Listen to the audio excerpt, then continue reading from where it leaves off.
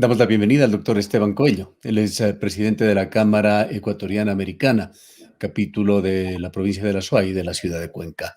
Doctor Coello, en estos días ha trascendido de que de alguna manera se ha ralentizado o se encuentran dificultades para progresar en el acuerdo comercial que se venía gestionando en el pasado gobierno con los Estados Unidos. Quisiéramos conocer cuál es la situación. Sí, buenas tardes, Gustavo, y gracias por el espacio. Bueno, sí, ha habido novedades en ese sentido. Ha habido una idea de que el ritmo en el que se llevaba la negociación de un posible tratado comercial con Estados Unidos va más despacio que hace algunos meses. Pero hay varias explicaciones sobre esto. Ambos países, Estados Unidos y Ecuador, hemos atravesado por una transición de los gobiernos. Estados Unidos tuvo un periodo además de transición bastante excepcional en cuanto a su institucionalidad, desde noviembre, que fueron las elecciones, hasta el 20 de enero, en que fue posesionado el presidente Biden, y en la mitad el problema de la toma del Capitolio. Fueron épocas bastante duras para la institucionalidad americana. En el caso del Ecuador también tuvimos un proceso eleccionario que nos tomó básicamente todo lo que va del primer semestre de este año, y lo que ya se había avanzado con el anterior gobierno tuvo que ser retomado por las nuevas autoridades que están recién algunas semanas en funciones. Ahora, tanto el gobierno anterior de Estados Unidos como el gobierno anterior de Ecuador tenían algunas consideraciones diferentes a los actuales gobiernos de ambos países, y nuevos funcionarios, nuevas políticas públicas que tienen en mente, nuevas expectativas de las relaciones, y lógicamente no se ha podido avanzar de la misma manera. Un acuerdo comercial no se construye generalmente de un día al otro, es un proceso largo, es un proceso de negociación bastante amplia.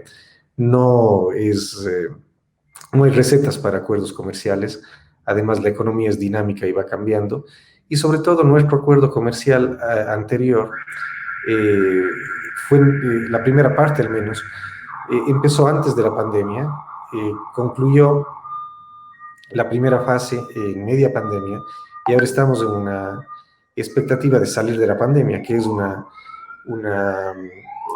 fenómeno que no hemos tenido en siglos en el mundo, y que de alguna forma no sabemos cómo lidiar con él. Así que creo que estamos en un buen camino para poder concluir o avanzar al menos con la negociación, pero tal vez a otro ritmo, es verdad. Ahora, el nuevo canciller ecuatoriano dijo algo que ha preocupado en el país, de que había un cambio de visión con la llegada a la Casa Blanca del gobierno demócrata de Joe Biden, quien tiene prioridades distintas a las que tuvo el republicano Donald Trump. Estas fueron expresiones que se hicieron públicas del canciller Mauricio Montalvo. ¿Hay algo de esto? Sí, bueno, creo que hay que tomar con pinzas todas las declaraciones, porque en verdad la visión del gobierno de Biden es diametralmente opuesta en muchas cosas con las del presidente Trump.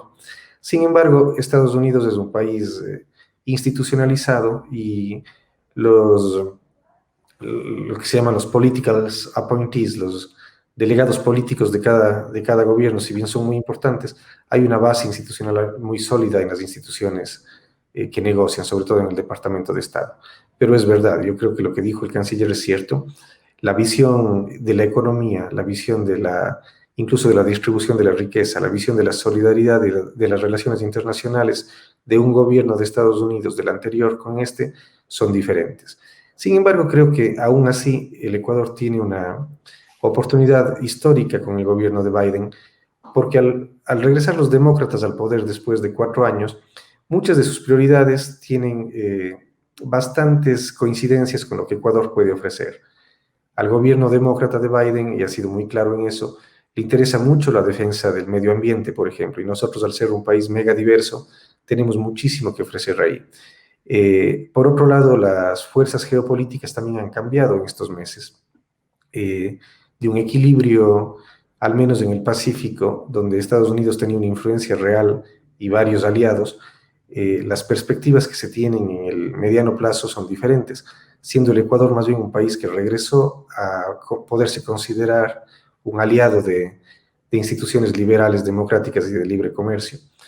Es verdad que los demócratas, a diferencia de los republicanos, no han sido muy entusiastas en términos generales con tratados de libre comercio en el sentido más amplio, pero el ejercicio de buscar acuerdos comerciales y de poder aclarar ciertas relaciones con países como el nuestro, creo que sirven en ambos gobiernos.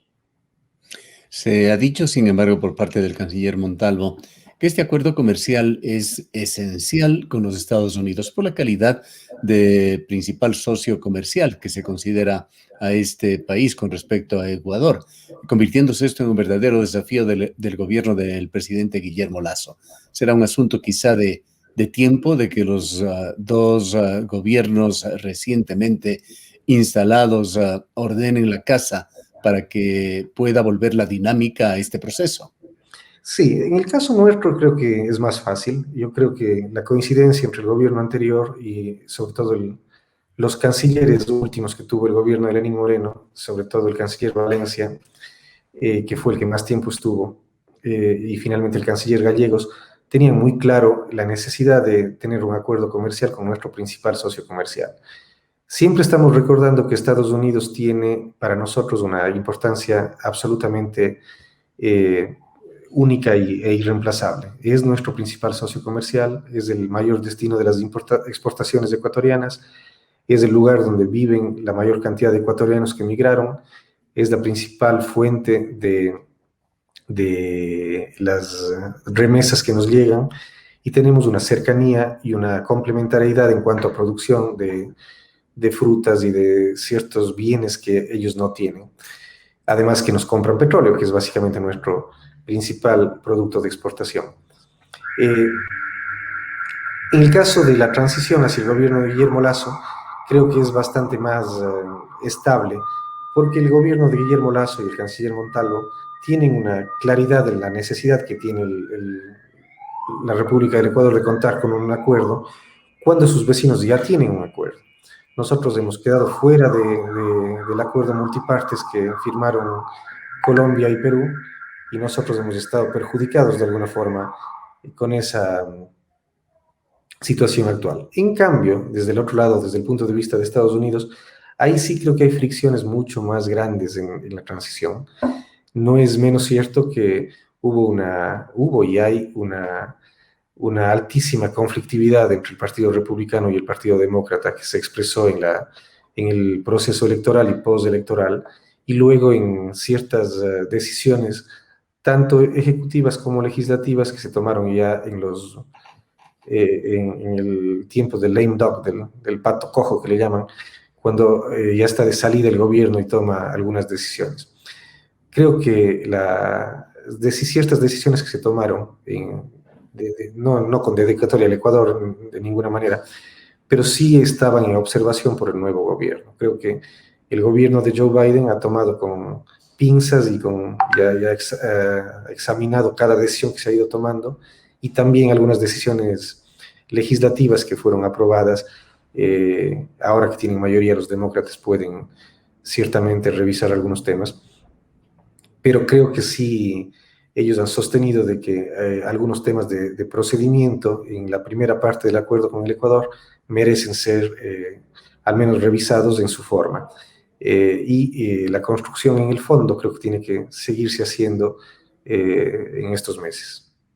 ¿Cómo anda el tema de trámite de visas hacia los Estados Unidos, ya sea para el sector comercial, industrial, para los sectores productivos, así como las visas de turismo, que la gran mayoría de viajeros por A o B razón que tienen que dirigirse allá, también tienen un impacto comercial muy importante? El flujo del turismo latino hacia los Estados Unidos tiene mucho de un ingrediente comercial. Bueno, muy complicado el tema del trámite de visas en estos momentos. Han pasado muchas cosas.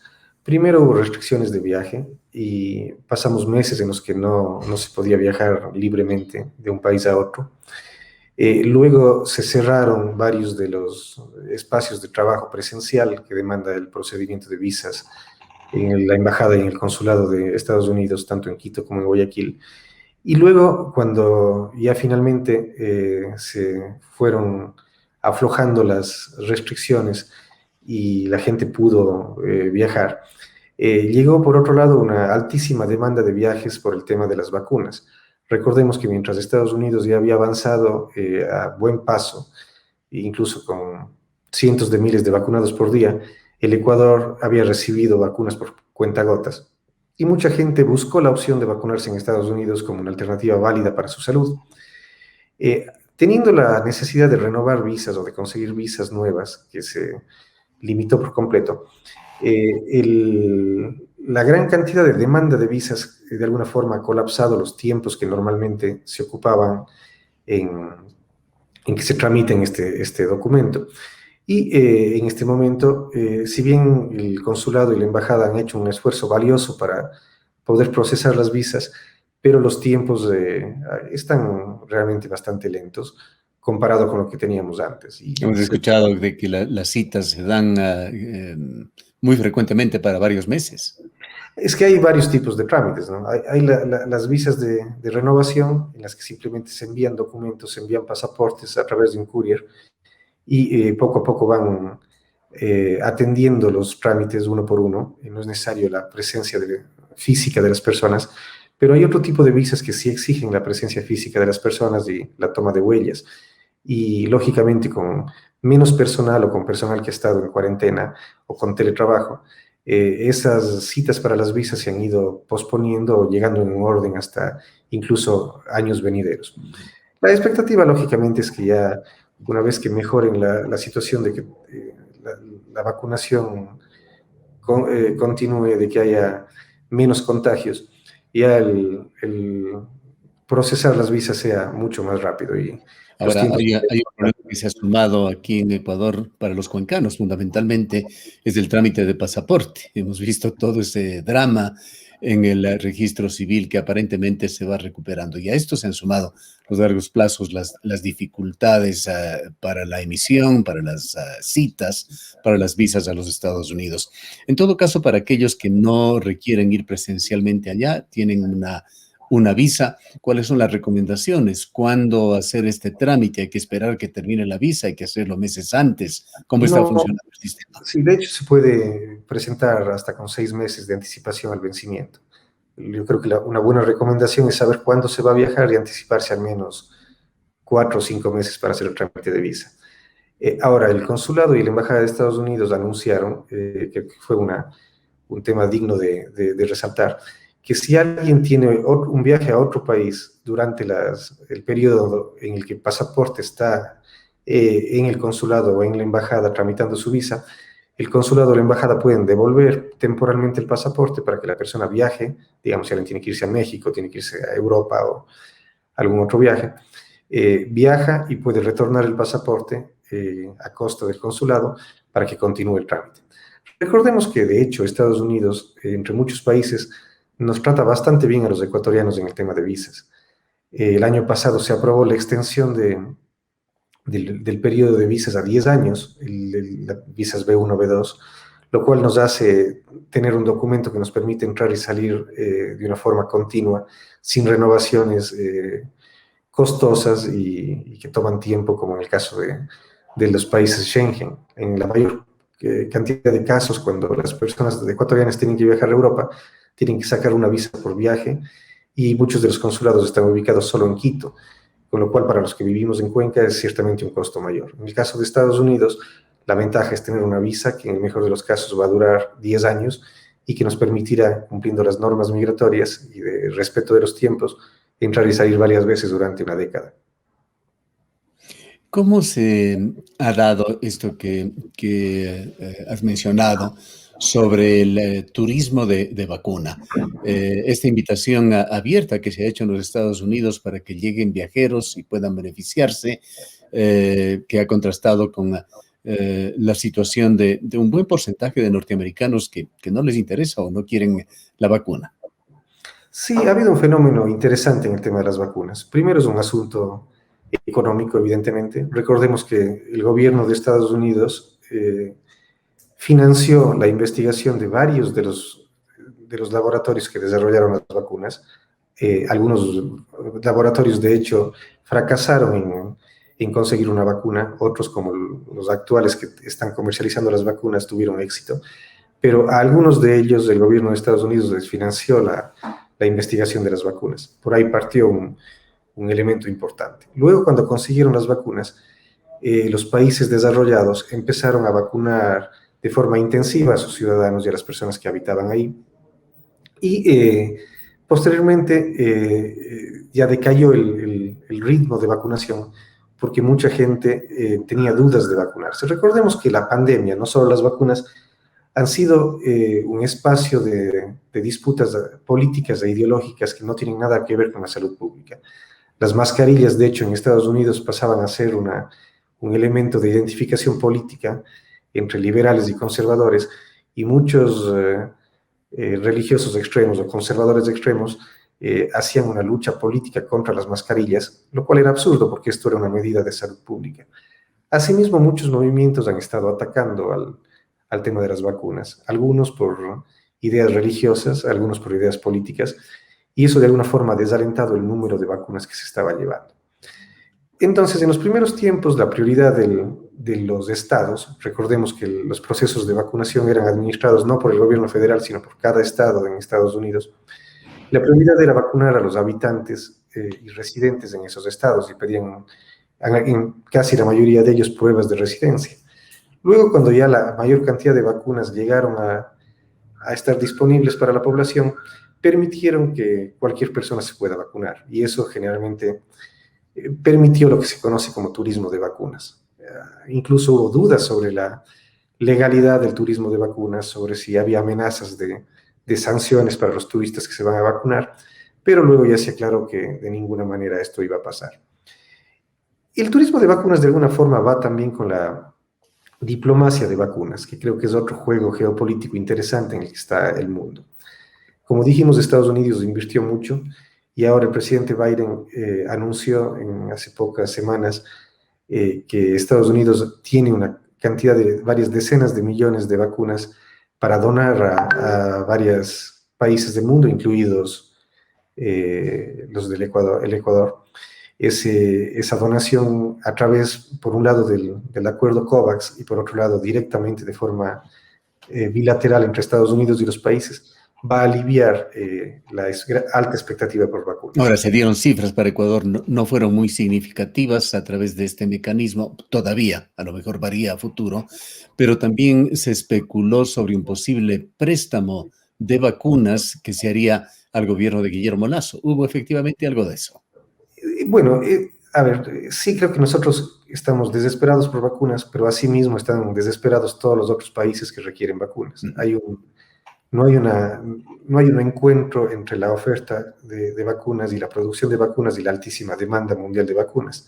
Además, se sumó todo el problema de la India, que es de alguna forma el fabricante de productos farmacéuticos más grande del mundo, que también ralentizó la producción de ciertas vacunas y de medicinas en general.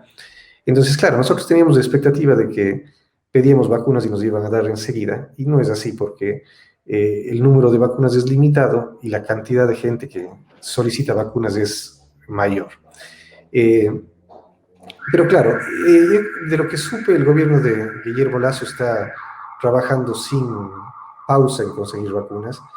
De hecho, de una manera extraordinaria nombraron a un embajador itinerante de alto nivel, que es Juan Carlos Olguín, que entre otras tareas entiendo que se le delegó la posibilidad de negociar directamente con los laboratorios de vacunas, evitar intermediarios y conseguir vacunas. Los países que tuvieron éxito en conseguir vacunas, y en nuestro barrio, Chile, lo hizo gracias a que apostó para los periodos de pruebas de las vacunas, y consiguió muchas vacunas de Sinovac antes que el resto de países. En nuestro caso, el cambio de gobierno sí ha refrescado de alguna forma las relaciones, y estas estrategias de préstamo de vacunas o de diplomacia directa para conseguir vacunas, además de una forma multilateral y sin visiones ideológicas que puedan sesgar el origen de las mismas, creo que van a tener éxito en el corto plazo. Para finalizar, ¿qué efectos para reactivar, para catalizar estas relaciones bilaterales ha tenido la visita de altos funcionarios de los Estados Unidos? Estuvo aquí la embajadora ante la Organización de Naciones Unidas, Linda Thomas Greenfield, también la subsecretaria de Estado para Asuntos del Hemisferio Occidental, Julie Chang, entre otros. Bueno, yo creo que la delegación fue de alto nivel. Creo que nos ha recordado épocas de décadas pasadas, de los años 80 y 90, donde teníamos visitas de alto nivel. Están en la transición. Todavía recordemos que ahora recién el presidente Biden está haciendo su primer viaje internacional a Europa, con altísimas expectativas, y creo que la relación va a tener que ser construidas. El presidente Biden ha dicho varias veces que las relaciones internacionales se van a basar mucho en las relaciones interpersonales. Y creo que la confianza que se pueda tener con funcionarios de alto nivel va a ser básico en las relaciones que el Ecuador puede conseguir. Yo creo que es un reto para nosotros encontrar los interlocutores correctos, los agentes que den confianza a Estados Unidos de con quién están tratando. Y este trabajo en construcción además se va a beneficiar con la nueva realidad geopolítica de Latinoamérica, en la que el Ecuador, al parecer, dentro del corto plazo, va a ser una excepción en cuanto a ciertas posiciones democráticas que de alguna manera Estados Unidos está de acuerdo. Hay una constante que se ha dado aquí en la ciudad de Cuenca, la visita, por lo menos anual, de los embajadores norteamericanos. Entendemos que ahora se trata de Michael Fitzpatrick. ¿Ha visitado Cuenca? ¿Tiene planes de él u otros diplomáticos de hacerlo? Sí, bueno, Michael Fitzpatrick vino. La primera ciudad que conoció luego de Quito fue Cuenca. La primera semana que llegó estuvo muy contento de conocer Cuenca y de conocer a varias de las personas que hacen parte de la sociedad civil en Cuenca. La fama que tiene Cuenca entre la diplomacia americana es bastante buena. Además, la retroalimentación que tienen de los miles de expatriados que viven aquí es también es de alta calidad. Y la relación con Cuenca es importante. Cuenca, de hecho, además pertenece al distrito de Guayaquil. Ecuador es uno de los pocos países en Latinoamérica que tiene dos consulados funcionando. Siendo un país relativamente chico en comparación con otros países, el Ecuador tiene dos consulados funcionando, la embajada en Quito y el consulado en Guayaquil, cuando hay países muchísimo más grandes en extensión y en número de habitantes que solo tienen un punto de atención. Recordemos que el consulado de Guayaquil es tal vez uno de los más antiguos del mundo, antes de que existan muchas cosas, y ya teníamos consulado de Estados Unidos en Guayaquil. El cónsul de Guayaquil, de Estados Unidos en Guayaquil, que también fue cambiado en esta época de pandemia, ha venido también a Cuenca, hizo una visita oficial en diciembre, tiene planeado venir en este mes. La relación con varios funcionarios también es muy fluida y creo que pronto tendremos en estas próximas semanas a altos representantes tanto de la embajada como del consulado en la ciudad. Bien, muchísimas gracias por habernos acompañado, Esteban. Gracias, Gustavo, a las órdenes. Declaraciones del presidente de la Cámara Ecuatoriano-Americana, el doctor Esteban Cuello.